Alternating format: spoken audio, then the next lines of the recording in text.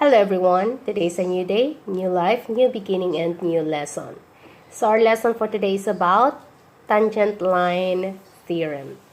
So the tangent line theorem states that if a line is tangent to a circle, then it is perpendicular to the radius and its outer endpoint. So the theorem itself explains our given figure here. So we have here example given xz, so this is x and this is z, okay, is tangent to circle O or circle W I should say at point x. Okay, so this is the angle or vertex and the tangent point. So the tangent line is, of course, we have line xz. Okay, the point of tangency is point x.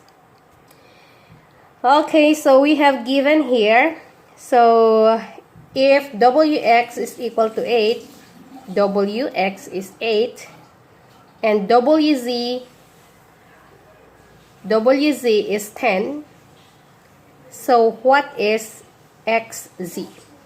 Remember guys that when we say perpendicular, it forms 90 degrees. So this is the angle that forms 90 degrees since it is perpendicular. Okay, so since we have the right angle, then we will use the Pythagorean theorem. So what is the Pythagorean theorem? We have c squared is equal to a squared plus b squared. Our c squared here is the hypotenuse, the longest side, and the two legs is the a and b, or a and b.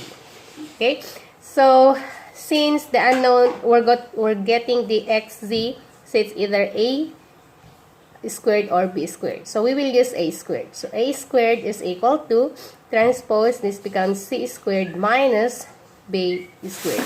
So this is the formula that we're going to use. Okay, so i-substitute lang natin ang given. Ang wx, this one, so this is our b. We have 8 squared minus, and then wz, the hypotenuse, which is c, that is 10 squared. So our a squared, just substitute. Then next, we have 10 squared is 100, minus 8 squared is 8 times 8, we have 64. 100 minus 64 we have, so 10, 9.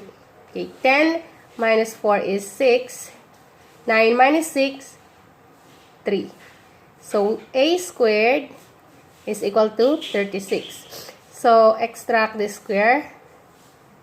So we're going to square both sides. So square root of a squared is equal to a, and square root of 36 is 6. Why? Because 6 squared, tanggal na ang square root. Ang squared and squared. So a now is equal to 6. So since a is equal to 6, then what are we going to do? xz is equal to 6. Okay, next. If wz is equal to 25, so we're going to use the same formula. We will use the Pythagorean theorem. So c squared is equal to a squared plus b squared. Okay, so in here we have number 2, we have wz. Wz is the Pythagorean theorem, hypotenuse. I'll repeat, wz is 25, wz, which is our hypotenuse, so we have 25 squared. wx, which is our a or b, so let's say it's our b, we have 7 squared, then what is our A? So we will do it again. So A squared is equal to 25 squared minus 7 squared. Next, A squared is equal to 25 squared. We have, let's do it. So we have 25 times 25. 5 times 5, 25. Carry 2. 5 times 2, 10. 11, 12. 2 times 5, 10. Carry 1. 2 times 2, 4. Plus 1, 5. Add 5 to 6. So we have 6 to 5 minus 7 times 7, 49. Minus 49. So this becomes 15, this becomes 11, and this becomes 5. 15 minus 9, we have 6.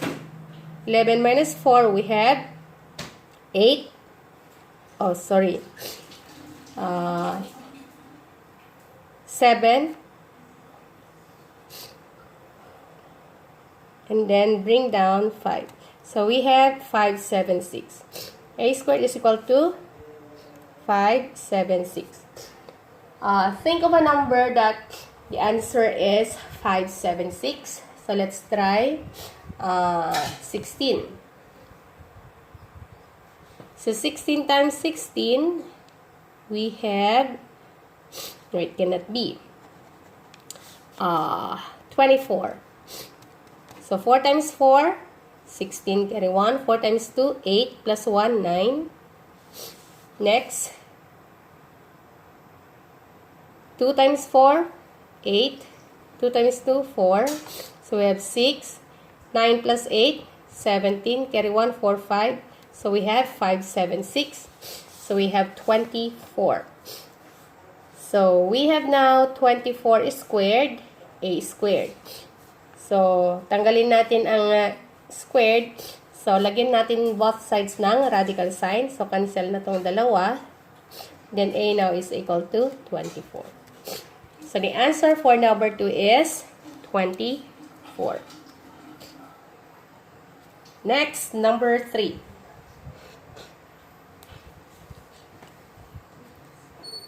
If WX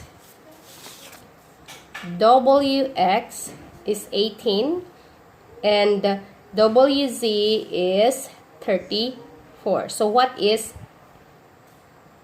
XZ? The same. So we will use again the Pythagorean theorem. This time we will do, since we're looking for A, so we will use A squared is equal to C squared minus B squared. So our A squared, which is XZ, that is the unknown. So just copy A squared is equal to, our C squared is the hypotenuse, WZ. So WZ is 34. So we have 34 squared minus B squared is 18 squared. Simplify. 34 squared, we have 34 times 34. 4 times 4, 16, carry 1. 4 times 3, 12, plus 1, 13. 3 times 4, 12. Carry 1. 3 times 3, 9, plus 1, 10. So I have 6, 3, 4, 5, 1, 1. So 1, 1, 5, 6 minus 18 squared. So 18 times 18, 8 times 8, 64. Carry 6, 8 times 1, 8, plus 6, 14. Next, 1 times 8, 8. 1 times 1, 1. So we have 4, 12, 1, 2, 3. So 3, 2, 4. Next, subtract 1, 1, 5, 6 minus 3, 2, 4.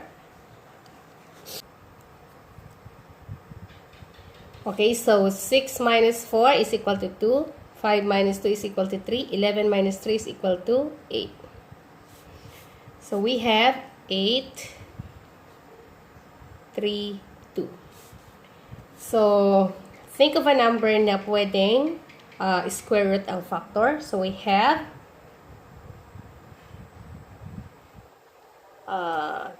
64 and 13. A squared.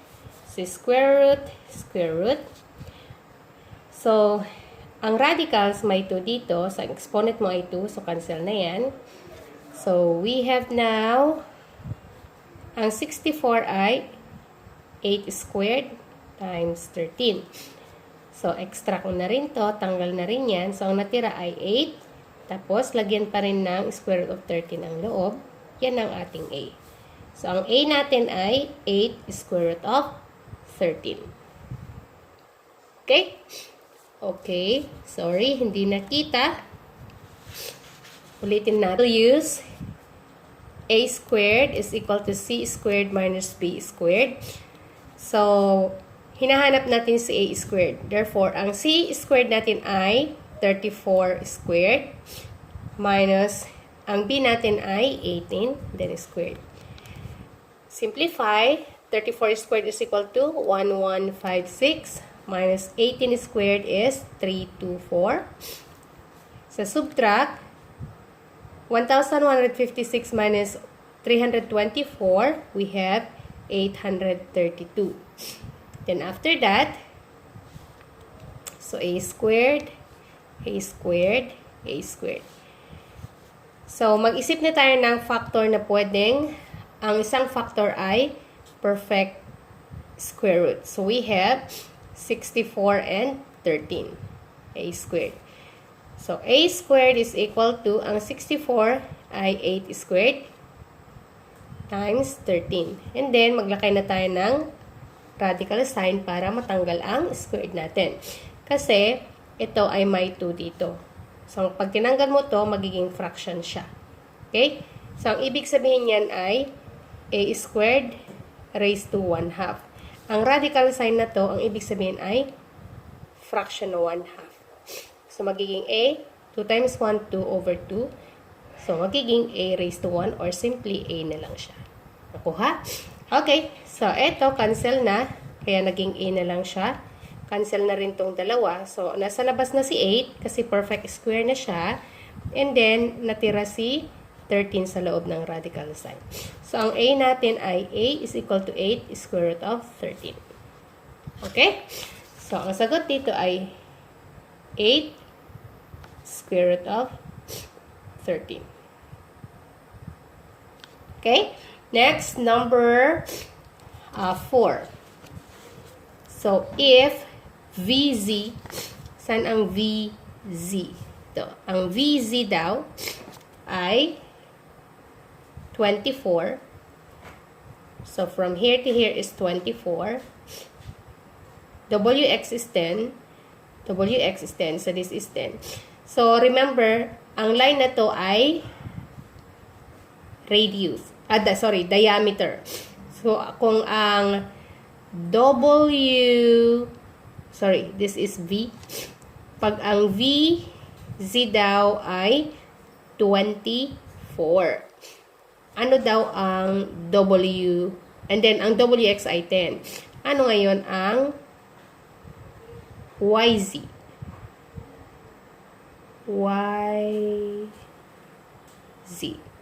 Ulitin natin. Ang VZ ay 24. WX ay 10. Ano ang YZ? So, ang YZ ito. YZ. Itong line na to. So, anong gagawin natin?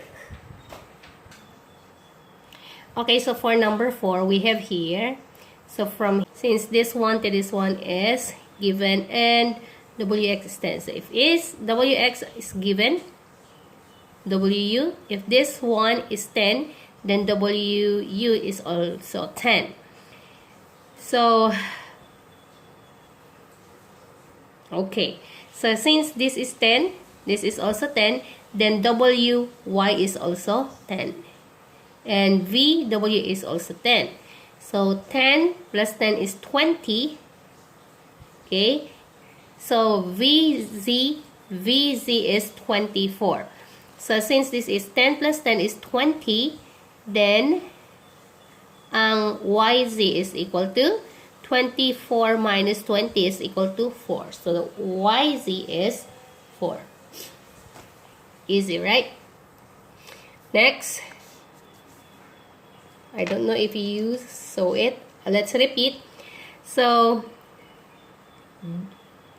we have here VZ is 24 and WX is equal to 10.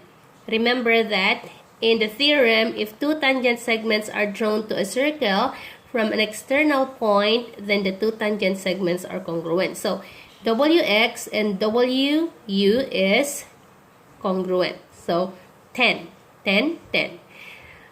And the angle between the segments and the line segment joining the external point to the center of the circle are also congruent. So, this angle and this line is also congruent. Now, the question is, we're looking for the YZ. So, since WX is a radius 10, WU is a radius 10, and VY is a diameter, so this is a combination of two radius. From V to W is 10, from W to Y is 10. So 10 plus 10 is 20. But we have 24. So 24 minus 20, we have 4. That's why our YZ from here to here is 4. Got it? Okay, next, number 5. If the measurement of angle WZX, this angle, is 36. What is the measurement of angle X? Where is X? Okay, XWZ. So what is the measurement of this angle? Easy. Why? Because this is 90 degrees. Remember, guys, that the measurement of a triangle is 180 degrees. So this is triangle already. Okay? So this one is a triangle. Since this is 36 and this is 90, so just add. So a whole triangle is 180. Subtract ang 90 plus 36. Yan ang formula ng angle XWZ. XWZ. Angle. Okay, so we have now 180 minus 90 plus 36. We have 126. 180 minus 126, we have, that's all for today. I hope you learned from this video and I hope that you enjoy watching. Thank you, keep safe, and bye. Please subscribe. Thank you.